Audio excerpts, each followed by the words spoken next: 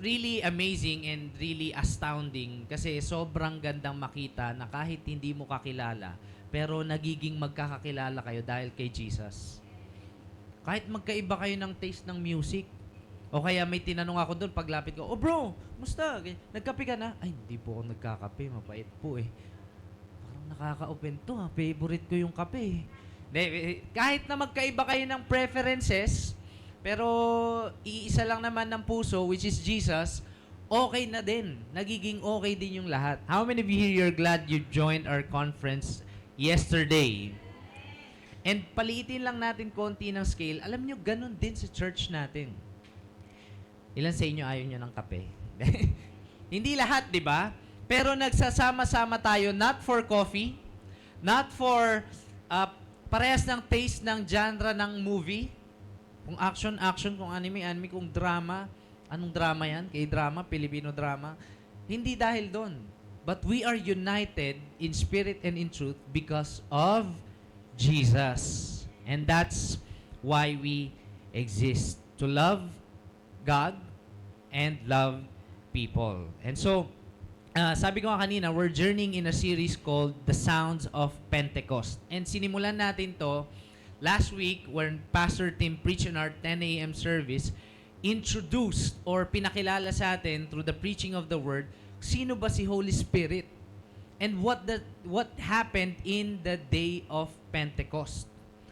Or sabi niya nga, naalala ko lang, usually sa Pilipinas, dahil medyo malakas yung Kristyanismo sa atin, sineselebrate natin yung Pasko at yung Pasko ng Pagkabuhay or Easter Sunday or Resurrection Sunday. Sobrang halaga nun. Grabe yung holiday nun, di ba? Isang linggo. Tapos pag natama ng yung holiday ng Thursday, Friday, Saturday, Sunday, mina-Monday mo pa. Di ba? Ang ganda nun. Tabihan mo yung Monday ng leave. De, biro lang. sobrang long weekend. Pero, it's not just that. Pati yung Pasko, di ba? Yung Pasko nga natin, nagsimula ng August eh. Ilang months na lang, oh. Pasko na. Di ba? Tapos, umi-extend ng February. Kasi ganun kahalaga sa atin yung birth ni Jesus as a nation and as a Christian.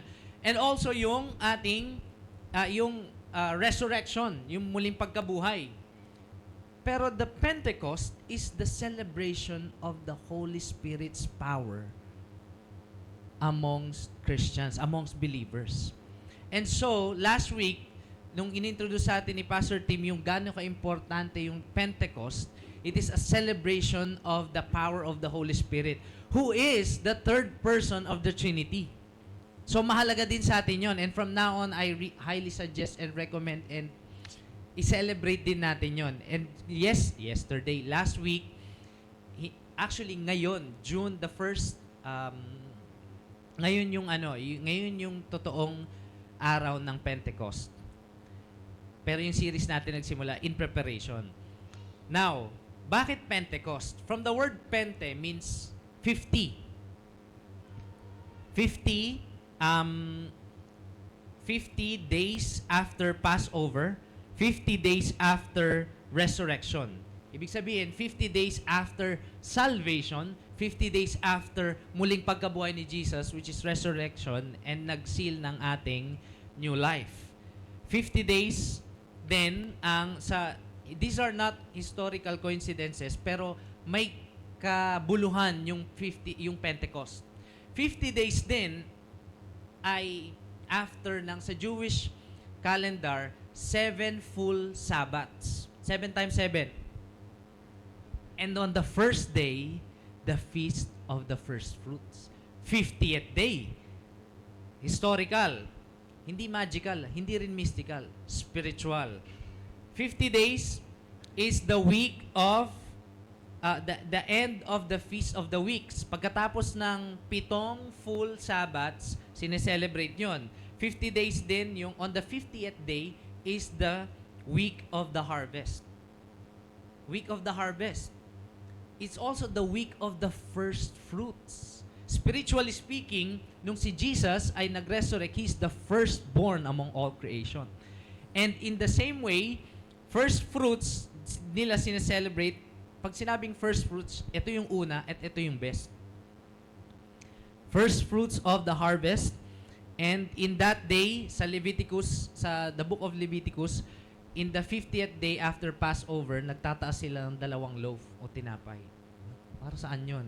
It's a in the New Testament, is a symbol of Jews and Gentiles being together as one family. Grabe yung Pentecost. Ang daming ibig sabihin. And 50, mahalaga din sa Israel yung 50 kasi it also talks about the year of the Jubilee. Yung mga nagpapalaya ng may utang at nagpapalaya ng slave. It speaks about the 50th day or 50, it speaks about hindi lang sa pagpapalaya ng may utang at ng mga slaves, kundi spiritually speaking, it also speaks about kung saan lumaya ang tao sa kasalanan at kamatayan. Grabe yung symbolism ng 50. These are more than just historical coincidences. Kaya, napakahalaga na doon din on the 50th day after resurrection and after salvation, the Holy Spirit dwelt among the people. It's a fulfillment of the Old Testament prophecy. It's a redemption of the Old Testament situation in the Tower of Babel na kung saan nagkapulasan sila at nagkaiba-iba yung lengguwahe nila. Dito, it's a redemption. Nagkaiba-iba sila iba-iba yung lengguwahe nila pero nagsama-sama sila. You see what God is doing in the day of Pentecost? He is restoring everything. And so, yung sinimulan natin last week, nakita natin kung ano yung importansya or the importance of what the Holy Spirit is doing in the believers' lives. And we're opening up our text in verse 12. Eto na, verse 12, after these things happened, all were amazed and perplexed. Ano yung perplexed? Yeah.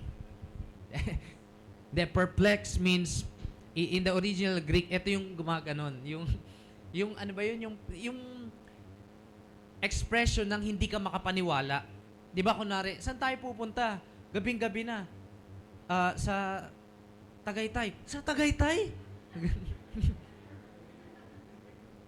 Perplexed, amazed. It is really an astounding expression na hindi ka makapaniwala. Yun ang expression ng mga when the 'di ba feast, nag-uwian yung mga OFW, hindi pala OFW, Israel, OIW. Overseas Israelite workers. Nagsiuwian sila, punta sila sa Jerusalem,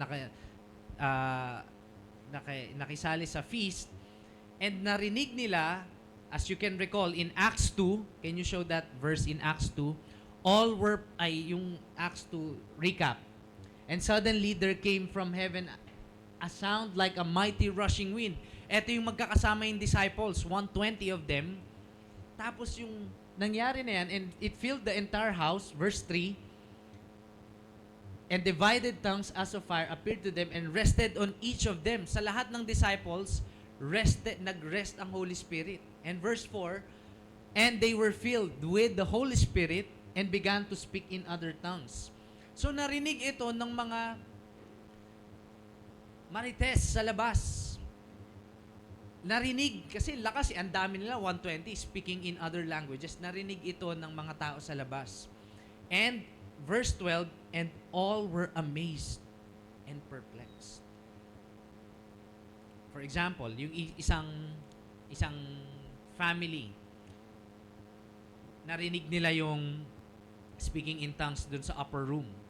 Galing sila ng Crete, ng ibang lengguwahe. Narinig nila na sinasalita yung praises and honor kay God in the Cretan language. Mga probinsyano yun ah. Paano nila nalaman yun? Hindi naman sila nag-linguistic studies. Wala pang TV nun para magaya mo yung Korean novela. Annyeonghaseyo. Diba? Wala pa eh. Pero na-amaze sila kasi nalalaman ng mga believers in the upper room kung paano i-praise si God and His mighty works on different languages. Kaya sila, sa mga movie, ganun yung reaction, di ba? Amazed and perplexed, and saying to one another, what does this mean? What does this mean?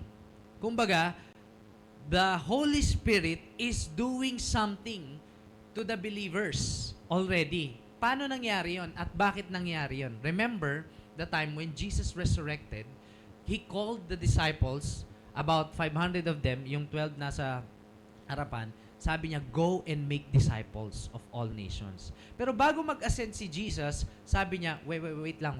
Wait! You will receive power when the Holy Spirit has come upon you. That's in Acts 1. And so, talagang nag-wait yung mga disciples. At eto na nga yung nangyari. The Holy Spirit has started His redemption or His work among the believers. And eto yung gusto kong i-pinpoint para sa ating lahat this morning. It's amazing and perplexing because the mission, the first point is this. Mission is not accomplished solely by human effort. Kahit gaano ka pa magsalita, galing magsalita, at gaano pa katapang si Peter on that time kasi kaya niyang humiwa ng tenga eh. Pero nung hinuli na si Jesus, di ba? Tago siya. Kahit gaano ka pa kagaling at kahit gaano ka pa katapang, without the power of the Holy Spirit, without experiencing the empowering of the Holy Spirit, your words are empty words.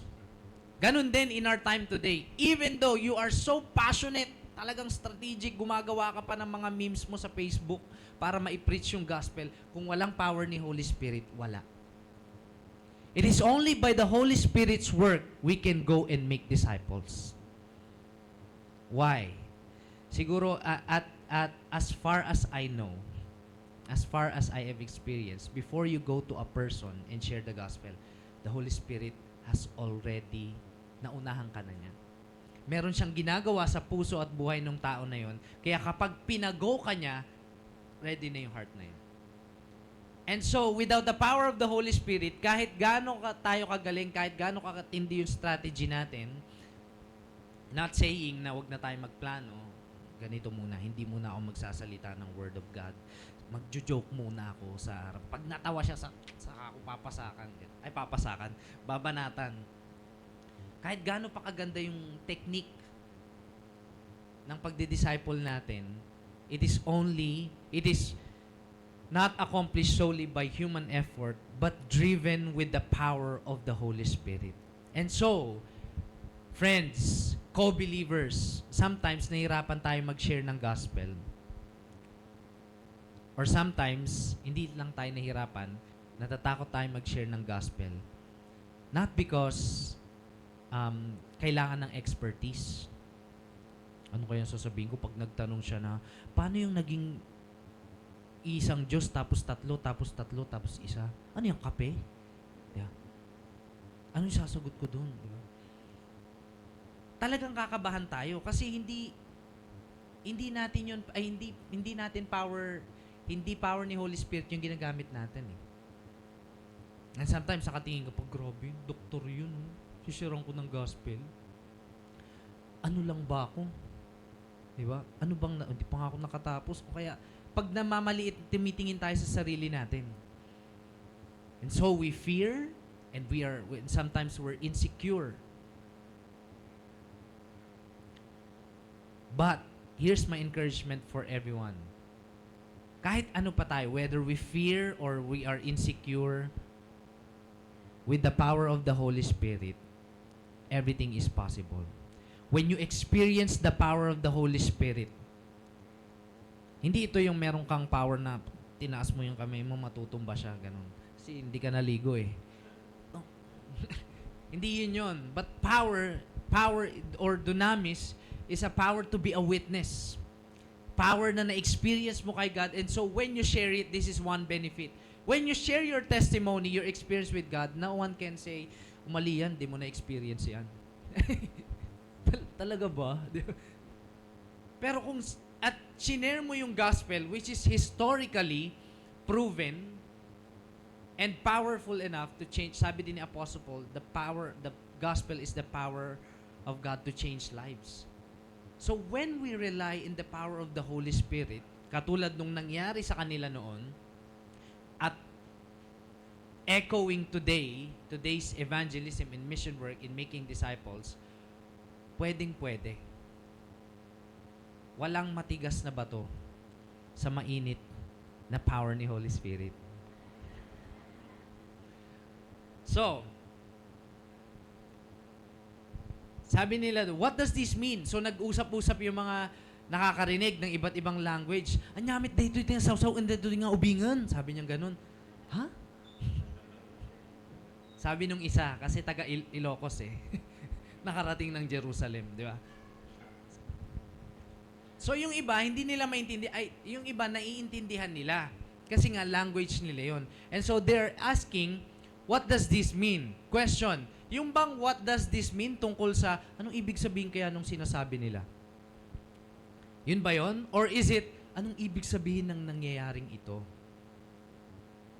Kasi kung anong ibig sabihin nung sinasabi nila, naintindihan nila yun, lingwahe nila yun eh. Or iba-ibang lingwahe nga yun eh. Tapos tumama sa language nila. Pero ang ibig nilang sabihin sa tanong nila ay, ano kayang nangyayari ngayon? Anong ibig sabihin ng phenomenon na ito? Ilan po sa inyo napapatanong kayo minsan pag orange yung langit? Nakita na kayo ng orange langit? Grabe, anime na tayo ah. Ganun. Ano kayang ibig sabihin nito? Nagiging, for the extreme, nagiging mystical. Grabe siguro. Ay, umulan tsaka umaraw sabay. Ano kayang ibig sabihin nito? Alam ko na ibig sabihin nito. Hindi ako papasok. Iba pala eh, no? Minsan nagiging mystical. Eh yung iba naman, eto, sobrang relate, mocking. But others, mocking said, they are filled with new wine. And in some scenarios dito sa Bible, pag nagbabasa kasi ako minsan ng Bible, minsan titignan ko, bida-bida ako eh, asan kaya ako dito? Gaganan ako.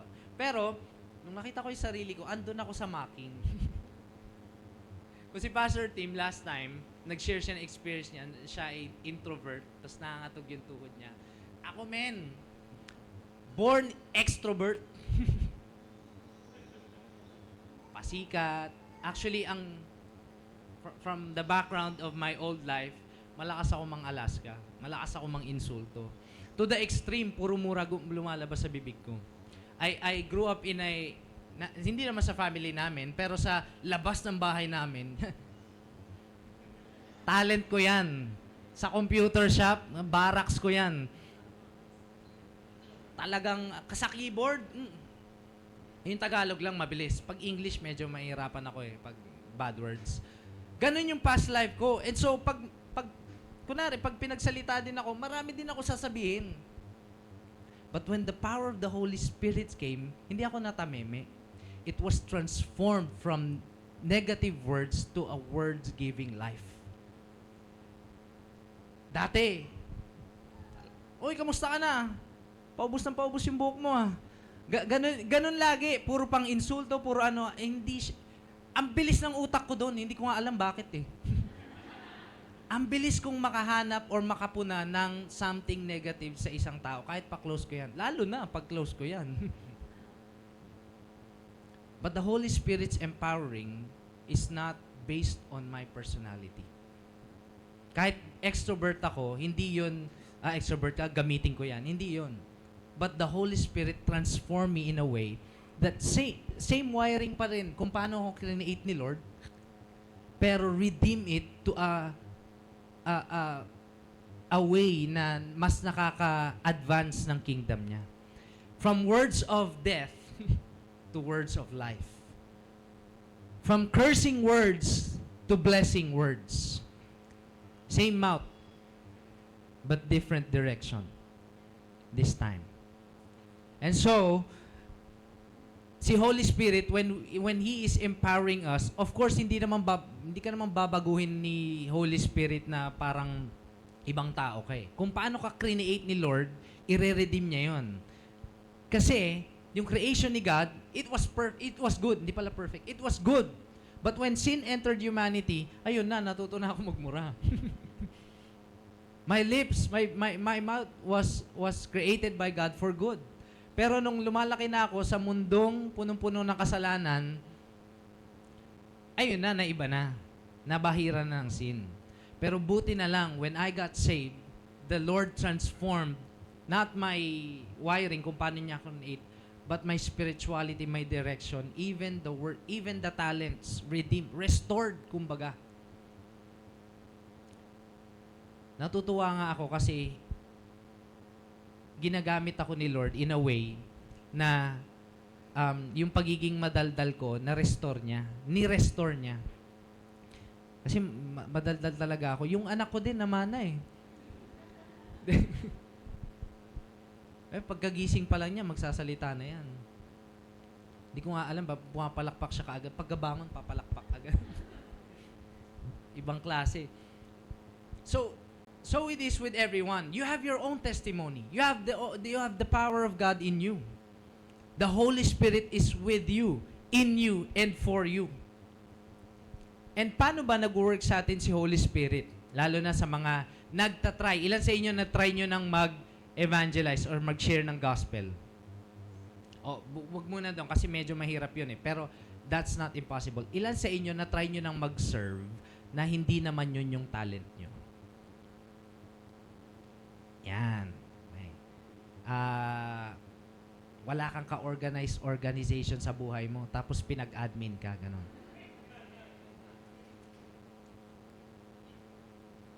Pero hindi lang serve, no? Lalong-lalo na sa pag-i-evangelize o pag-share ng gospel. Ginagamit tayo ni Holy Spirit hindi lang sa limitasyon ng ating kakayahan. Actually, He goes beyond. Kahit hindi natin kaya, ini-empower niya tayo para kayanin. And so, kapag, I remember the time, the first sharing ng gospel na ginawa ko sa loob ng computer shop. sa pinagtatambayan namin pinapasara namin yun ng 24 hours kapag December 24. Kasi magulo kami doon eh. But when I shared the gospel, unang-una sa may-ari, syempre, sa may-ari ng computeran, yung kaibigan ko, si Edward. Ang una, ano kayang sasabihin ko dito? Syempre, hindi na dapat bad words. Flesh muna. Kumbaga, tinatry ko na hindi ko pa kasi masyadong kilala si Holy Spirit eh. So, tinatry ko na, ano kaya dapat maganda lang yung sasabihin ko. Bro, ang gwapo mo ngayon ah. Ang bait-bait mo talaga ngayon, di ba? Hindi ganun eh. Iba kasi yung ginagawa ni Holy Spirit. So when I shared the gospel, akala ko talaga, baka pagtawanan ako nito mga to. Baka singilin ako sa mga utang ko sa computer. Pero alam mo, nung shinare ko yung gospel, sakto, meron pala siyang problema. Meron pala silang pinagdadaanan. Siya ang pinagdadaanan bilang estudyante din. Tapos sa family. So, shinare ko yung gospel sa kanya in a way na parang ang pagkakashare ko pa nga nun, si Lord talaga yung totoong tatay natin sa langit. Ganun pa. Akala ko talaga awkward, baduy. Gano'n. Kasi okay nga ako, extrovert nga ako eh. Gusto ko sana napi-please sila. Pero hindi sila na-please, but they were cut to the heart. They were, yung shineran ko, talagang na-appreciate niya yung message ni God. So sometimes, hindi siya yung babalik ta rin ni Lord yung personality mo na mula sa tahimik, gagawin kanyang maingay. Ganun. Hindi eh. It depends on the power of the Holy Spirit. It depends on what God is doing already. Kaya, kung yung iba, curious, dun sa text na binasa natin, yung iba, mocking, andun ako sa mocking, eto ngayon yung ginawa ni Peter. Verse 14. Before we go to that, curious, then yung iba, kung ako yon yung dating Jo Marie, nandun sa time nila Peter, ang lalakas na tama nyo! Ano sinasabi nyo? Mocking. But, before we continue to the next verse, bago ibulgar ni Peter kung ano nangyayari, sometimes we should ask this question. Hindi yung mystical, naku, baka may mangyayaring masama. O kaya, hindi, wala yan. Natural lang yan. We should ask this question. What is God doing here? Kung tayo ay believer, alam natin na si Lord ay kahit nasaan andun si Lord. And if there's something strange happening or there's a change happening, you should ask the Lord. We should ask the Lord, Lord, ano kayang ginagawa mo dito? Naalala ko kahapon, nung sa Life San Mateo Conference, nung last part na nung service, sila KD from Life Nova, ENC Life Nova, ay! Gano'n sila. Oh, ingay nila, ganyan. Naalala ko tuloy nung kabataan ko, wow, 32 pa lang ako. Mga ganon din kami. Tapos sila, in-extend pa nila, KD, pumunta sila sa harap, para silang nagtatakbuhan sa, ang gulo. Hindi naman magulo, maayos naman, nakapila eh. And naalala ko din yung dating ginagawa namin. Nas naisip ko, sabi ko, may anak na ako, Lord. So, sana sumali doon. Pakipagslaman ako doon. No? Pero I should ask, ano ba, pupunta ba ako doon para lang makisaya? Uy, bata ka pa rin talaga, meron ka pang baby face ka pa, may asim ka pa, ganun. Gusto ko ba yon? As I look to my right, there's my wife, sabi niya, punta tayo doon, sabi niya gano'n. Oh, gusto rin makigulo. But, before I go there, sa harap sabi ko, Lord, ano bang ginagawa mo dito? Sabi niya, and God speaks to my heart, simply, the joy is on the young people. Not that hindi joyful yung mga matanda, ayaw nila pumunta na ayaw. Siyempre, di ba? Pero in the young people, it is a joy to see young people from different churches in one spiritual family. So punta, tara, angat ko si Peter, parang Lion King. Kasi youth din yung anak ko. So, if there's something strange happening, hindi tayo familiar, kumbaga parang, it's something good naman, pero parang, katulad nung sa kanila, kila Peter nung time na yon, Lord, ano bang ginagawa mo dito? And so, in verse 14, in-explain na ngayon ni Peter. Peter, standing with the 11, lifted up his voice. I wanna highlight lifted up his voice kasi nung hinuli si Jesus, naka-down yung voice niya. Hindi ko kilala. Dito, lifted up his voice. What happened? Holy Spirit's empowering. Anong nangyari? He received the power of the Holy Spirit mula sa, doon pa lang sa Peter was walking on water with Jesus. Takot na takot siya doon. Tapos nung nagkahulihan na, takot na takot din siya doon. Actually, mas matindi pa yung ginawa niya kay Judas. Si Judas, kinanta lang si Jesus eh. Pero si Peter, dininay. Sipin mo naman, dininay. Pwede sabihin ni Judas na, siya si Jesus, teacher namin siya. Diba? Huliin nyo ba? Pwedeng ganun eh. Pero si Peter, hindi ko kilala yun. Sino mas matindi? On my interpretation lang. Sino mas matindi? Diba si Peter? But Peter was restored and Peter was empowered by the Holy Spirit. Walang sinisino pala si Holy Spirit. Basta you give your heart to the Lord and He will empower you. And so, Peter stood on a platform standing with the 11. Hinighlight ni Luke na meron siyang backup. It was a team effort. It was not a one-man show. Kung merong mang one-man, si Jesus yun. But since the 12 disciples are a band of brothers, it was not a one-man show. He stood with the 11. Siguro siya yung nauna. Pagkaakyat ni Peter, Men of Judea. Si Peter, akyat din tayo. Kasama niya kami. With confidence, lifted up his voice and addressed them. Men of Judea and all who dwell in Jerusalem. Guys, guys. Sa lahat ng nandito ngayon, let this be known to you and give ear to my words. Sabi niya, ito nga yung sabi niya, for these people, etong mga nagtatangs, speaking in different languages, are not drunk.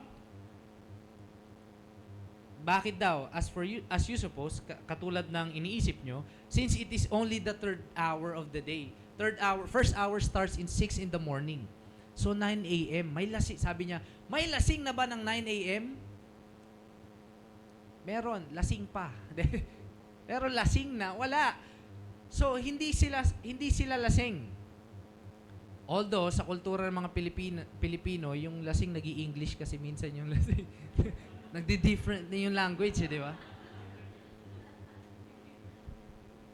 Yon. So, hindi daw sila lasing, sabi ni Peter. But these are people na filled with the Holy Spirit and hindi automatic, supernaturally, innately, kumbaga nagmumula from within, they were praising God in different language. And nakakatuwang isipin, gusto ko lang i-highlight that Peter, mula sa wishy-washy faith, mula sa takot faith, stood up because of the power of the Holy Spirit, backed up by the 11. Si 11, kasi si Peter yung pang 12. 11, kasi hindi na si Judas yung isa doon, si Matthias na. It's a team effort. And so, minsan, nakakatakot din talaga mag-preach ng gospel or nakaka-less ng confidence kapag mag-isa ka. Pero hindi ka talaga mag-isa. Unang-una, kasama mo si Lord. Promise yan ni Lord. Whenever you make disciples, I will be with you till the very end of age. So, He will guide you. Actually, marami pang ginagawa si Lord kaysa sa gagawin mo. Nauna na siya, ikaw tulog ka pa, ganun. Actually, siya pa na magbibigay sa iyo ng pamasahe. Isipin mo, ginagawa na ni Lord lahat, pupunta ka lang. Paano kung may kasama ka pa? Powerful, effective. Kaya in the New Testament, whenever they go, Jesus sent them by twos. Dito kasi sobrang crowd. And so Peter stood, the 12 backed him up. Point number 2 I want to share is this. Mission is not accomplished alone, but with collective effort of believers as directed by the Holy Spirit. Hindi naman ito company goal na walang Holy Spirit's power. Bawat isa sa atin, lalo na kung magkaka-team up, bawat isa sa atin, merong ilalagay na power si Holy Spirit at magiging united. Kumbaga si Holy Spirit para siyang maestro. Ay, sobra. Tapos dito naman. So, ino-orchestrate niya lahat. Skills mo, skills ko, talent niya, talent mo. To work together. Wala lang akong picture, pero nung nakaraang outreach na ginawa namin nila Pastor Henry, together with the missions team, punta kami ng John G. Ville. Ville ba yun? John G. Jeju? Jeju Island? Hindi. John G. Compound. Thank you, Tito Tony. John G. Compound at nag-preach kami ng gospel sa mga pamilya. Nagbahay-bahay talaga kami. Noong una, syempre, ayoko naman na, laban within the flesh. Pag di ako sumama dito, naku, minister pa naman ako, missionary ako. Sige, sasama ako. Pag sumama naman ako dito, baka naman isipin, kaya lang naman. So, unang-unang battle, iniisip ko yung sasabihin ng iba. Nung nandun na, sige, go lang. Punta kami dun. Ang nangyari, may dalawa akong ka-team from US team, tapos dalawang team from Nova. Si Kuya Randy at saka si Tita Jo. Punta kami dun. Ano pong gagawin natin? Ay, magpipreach tayo ng gospel. Okay po, paano po gagawin natin? Ikaw na muna. ikaw yung missionary. Because, English pa yung dalawa. Hirapan talaga ako. Sabi ko, paano kaya to?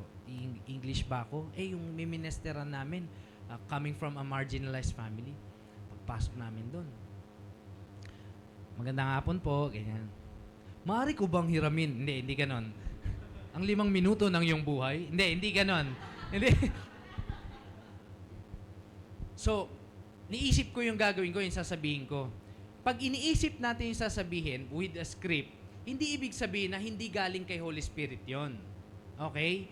Pwede mo kasi yung pinagplanuhan. At nung time na nagpaplano ka, kasama mo si Holy Spirit. Pero power din ni Holy Spirit, kahit na hindi ka nag-prepare, dahil meron kang, nagpe-preach naman ako dito, o kaya nagsishare naman kami sa life group, di ba? O kaya nagde-devotion naman tayo, meron baon. Diba? So, parehas yun work ni Holy Spirit. Preparation at saka abrupt. You rely on the power of the Holy Spirit. Hindi ibig sabihin na kapag abrupt yan, scripted? Walang power yun. May script po ako.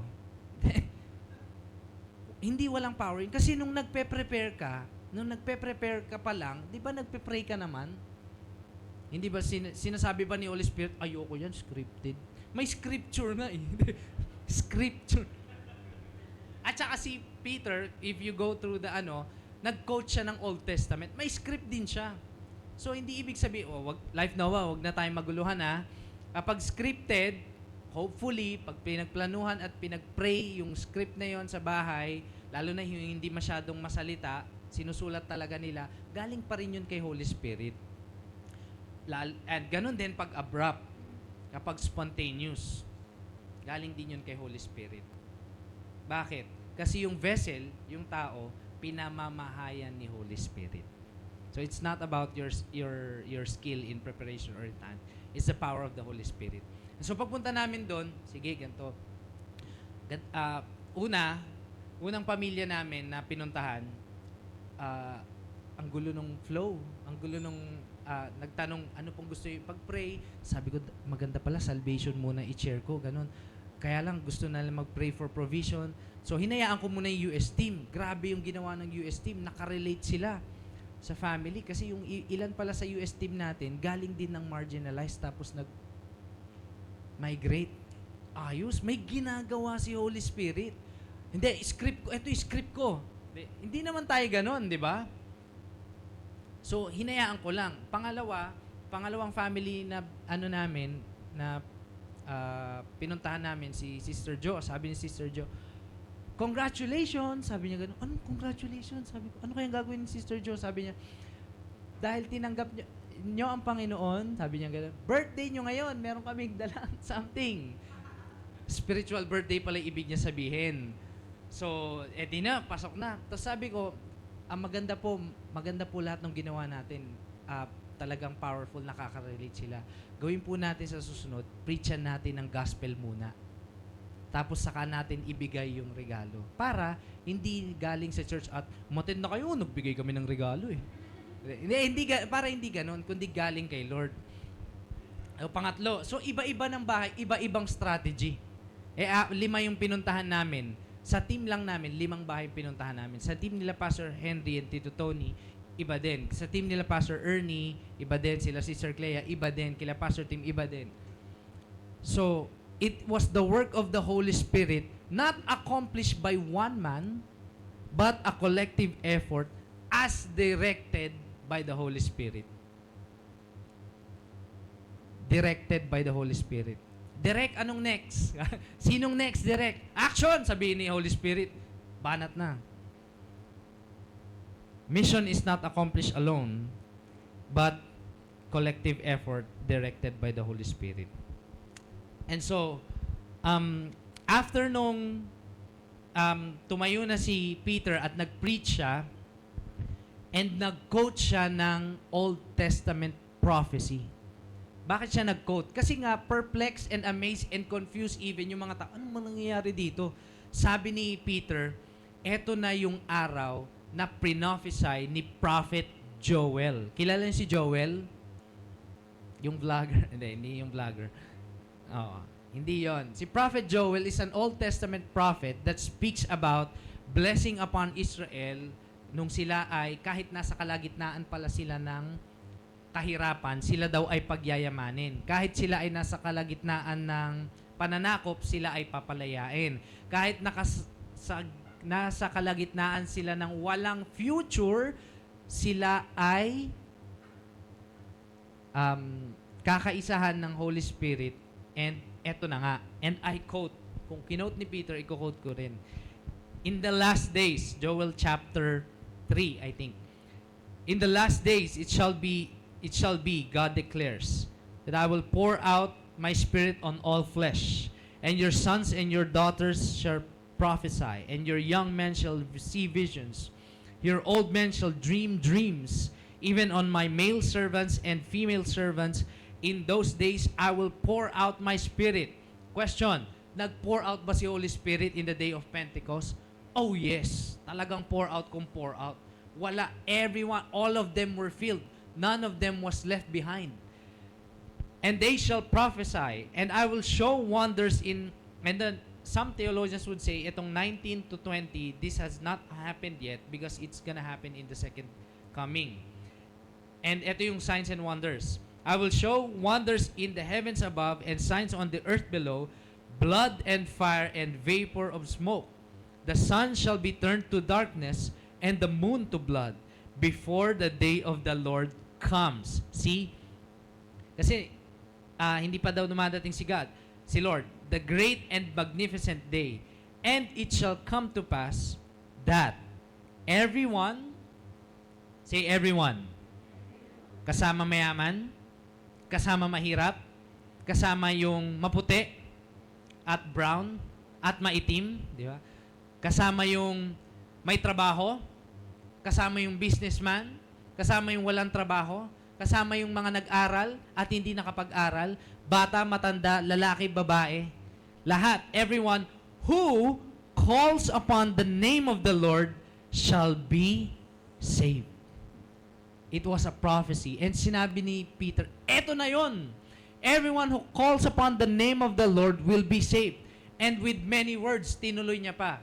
Long story short, nag-preach siya ng gospel. Sabi niya, si Jesus na pinako at pinatay ninyo, dininay ko, siya yung Messiah. And He rose on the third day. Eto na guys, men of Israel, yung pinapangako ng Diyos, nangyari na. Sabi ng mga tao, ganun pala. Shucks, sabi niya, brothers, what shall we do? Sabi niya ganun. So eto na, sabi ni Peter, sumagot siya ulit, repent and be baptized, every one of you. When you say repent, magsisi and change a direction or perspective, every one of you, for the forgiveness of your sins, and you will receive the gift that comes from the Holy Spirit. I think that's in verse 37 na. Jumping to 37. Verse 38.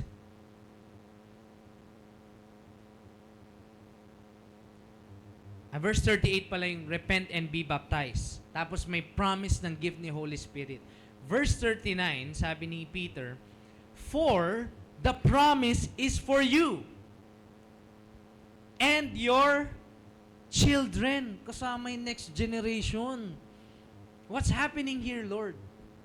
Kasama yung next generation. And hindi lang yon, for all who are far off. Kasama yung hindi Pilipino. In their context, kasama yung hindi Israelite. Kasama Chinese, sabi ni Peter. Kasama Japanese. Kasama ibang lahi.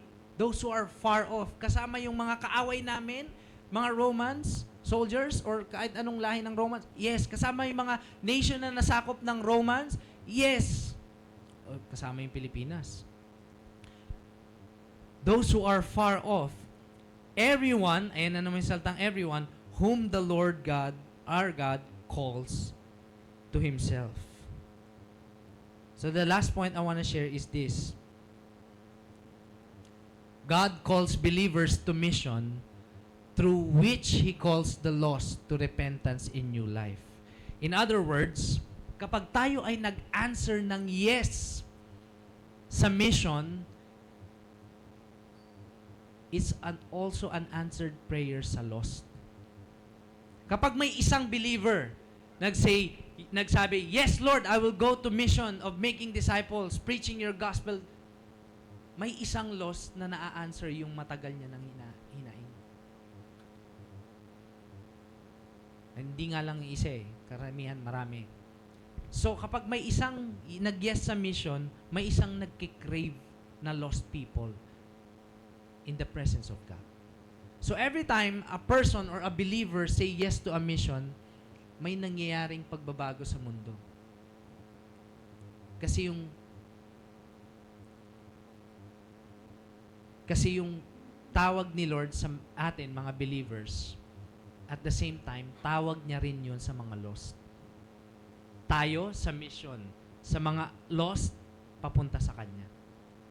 As we go, it is an answer to somebody who wants to go home to the Lord.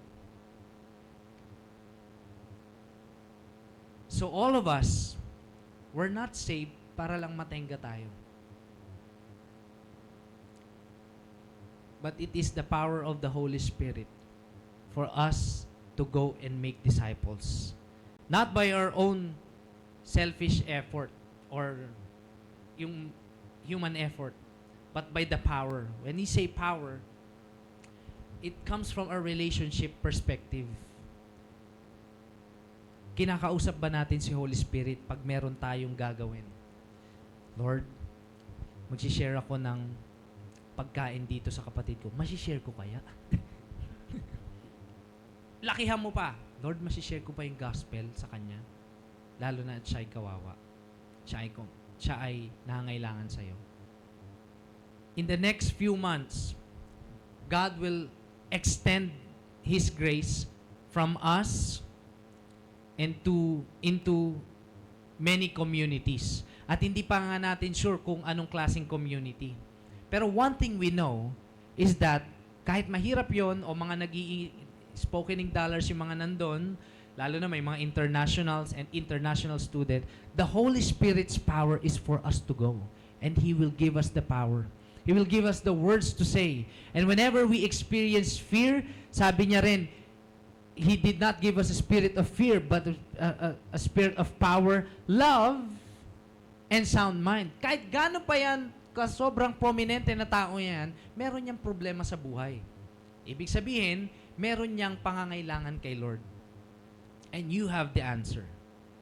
Kahit mas mayaman pa sa iyan, meron pa rin niyang klase ng poverty. Hindi nga lang material, maaring spiritual, meron tayo nun. Spiritual richness in Christ. Bawat isa sa atin, we're called. Although we're different, but we're called to a mission. Lalo na pag pumunta tayo sa Fairview Terraces at nilipat natin yung worship services doon, man, imagine how many people would flock to our congregation and seek God. I hope na hindi tayo ma-stress dahil sobrang daming tao. Kung sobrang daming tao lang, mas stress talaga tayo. Pero kung sobrang daming tao na nag-worship kay God, hindi na stress yun. I hope it's gonna be compassion. In the same way we were looking for God before we were saved, it's also the same compassion that we will extend to them. So, let's all stand and pray.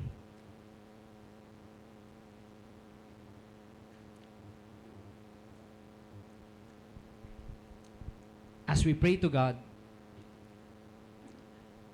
bawat isa sa atin dito, hindi lahat tayo kasali. Lahat tayo kinaisahan ni Holy Spirit. He is available. And all of us here, walang tapon, walang left out. All of us here can receive the power of the Holy Spirit. The question is this. The question is, do we have faith? Do you have faith in God na, Lord, kaya mo kaya akong gamitin? Kung dati ang tanong natin, Lord, kaya ko kaya? Ngayon, Lord, hindi pala kaya. Pwede mo ba akong gamitin? Kasi we don't question the ability of God. He is able. But are we willing? Katulad ng mga disciples, meron din silang kanya-kanyang weakness. Yung iba magagalitin, yung iba mahinahon, hindi pala weakness yun. Yung iba kabado magsalita sa harap. But with the power of the Holy Spirit and a collective effort for the mission, we go and make disciples. This season of Life Nova, God is calling us to greater heights. God is calling us to go out of our comfort zone. God has given the vision to our senior pastor, Pastor Tim, and we support, not just because he is our senior pastor, but because the Holy Spirit directed every one of us, like in instruments played in harmony, we would go as one church, with one heart and one mind, to go wherever God has called us to go to preach the gospel, to preach the promise of the Holy Spirit in us, to our children, and for those who are far off. Now is the time that we come together and say, Lord, challenge accepted. We will go. We will go. May power na, tapos tama pa yung puso with the right compassion to the lost. And so right now, we're not gonna pray for a praying for blessing or a prayer for material blessing, but we're gonna pray for power. Who wants power? Who believed here that the Holy Spirit will give you power to be a powerful witness, not by our own skills and talents, but by the power of the Holy Spirit? Can we all raise our hand and we will call upon the name of our Lord Jesus Christ with the presence of the Holy Spirit?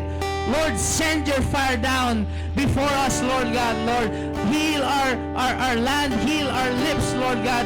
Transform our mind, Lord. Lord, we receive right now the power that comes from the Holy Spirit. Panginoon, maraming salamat. Kasi kung kami lang, wala kaming kwenta. Pero you are the most important thing that had happened in our life. And from now on, Lord God, we would be transformed from nothing to somebody. Lord God, Lord, from zero, you are our hero. You are our superhero.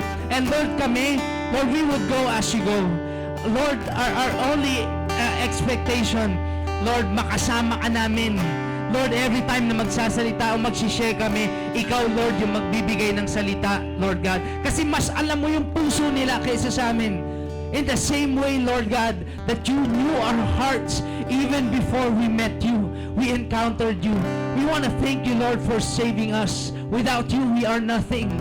But Lord, as we go to different communities and campuses, empower your people. Embolden your people, Lord God. Lord, maraming salamat because you're bringing us to a new heights. And we know and believe na hindi lang po dito sa community namin, but from Nova to the nations, Lord God. From Nova to the nations, we call upon, Lord God, the power of the Holy Spirit. Lord, extend our boundaries, extend our territories, Lord God, so that we would be fruitful for your kingdom and for your glory. Send us to places na wala pang worship. Send us to places na wala pang Jesus. Send us to places na wala pang nagmamahalang tunay. Panginoon, gone are the days that we are wishy-washy in our faith. We will be brave and courageous. We will be brave and more courageous than before. Thank you, Lord. Thank you, God. We worship you, Lord. We worship you. We worship you, Lord God. In Jesus' name, amen, amen.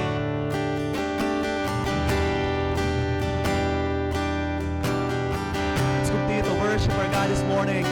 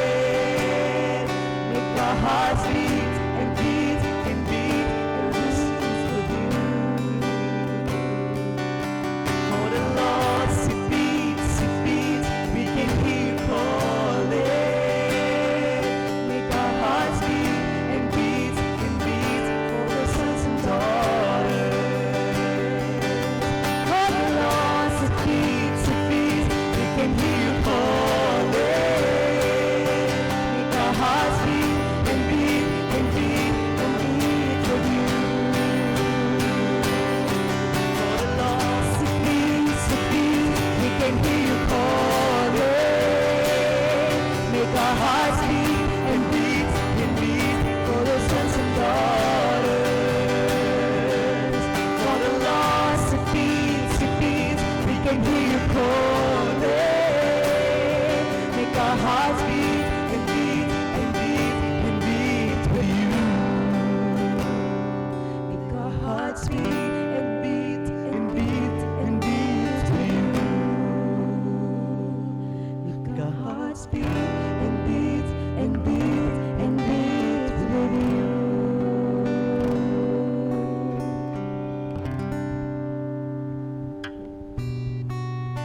Let's receive that word from God this morning. The Lord has impressed in my heart that line na sinabi natin kanina, from Nova to the nations. From Nova to the nations. It may not start na may mag-abroad sa atin bigla. But with the people that we are about to reach out, and then ripple effect, God will really bring us to the nations. Why? Because God loves the nations. God's heart is for the lost to go home to Him. Umuwi sa Kanya. And sino pa bang tatawagin para mag-go kung di yung nakakakilala na rin ng puso ng Panginoon? Why don't we receive that this morning as we end our service? Father in heaven, we receive your mandate. Challenge accepted, not by our own effort, but by the power of the Holy Spirit working inside of us, inside of our church, inside of our life groups, inside of our congregation, that all of us, Lord God, will be empowered, mabibigyan ng power, malalagyan ng power to go. Lord, until we see that day, from every nation and every tongue, praising the Lord Jesus. From multitudes, Lord God, to multitudes, everyone worshiping. Oh, how beautiful it is to see the Lord, our Lord and Savior, high and lifted up. And His people are praising, holy, holy, holy, the Lord God is mighty. Lord, we can't see that day. We can't wait to see that day. We are excited. But Lord, salamat din because you want us to participate as your sons and daughters, as your soldiers, as your servants, Lord. Maraming salamat. Lord, I pray that you continue, Lord God, to empower us, to send us, even provide for the things that we need and for the words that we will say, Lord God. Starting in here, Novaliches, to our communities, to nearby cities, to the Philippines, the provinces of the Philippines, and to the ends of the world. Thank you, Lord. In Jesus' name, amen, amen. That's it for our series, Sounds of Pentecost. We're gonna start a brand new series next week in line with our anniversary. And so as we go, let me pray a prayer of blessing for everyone. May the Lord fill us up. May the Lord pour us out to the nations, to the cities and communities. And may the Lord bless our day-to-day life as we continue to live it abundantly. Thank you, God, as we pray in Jesus'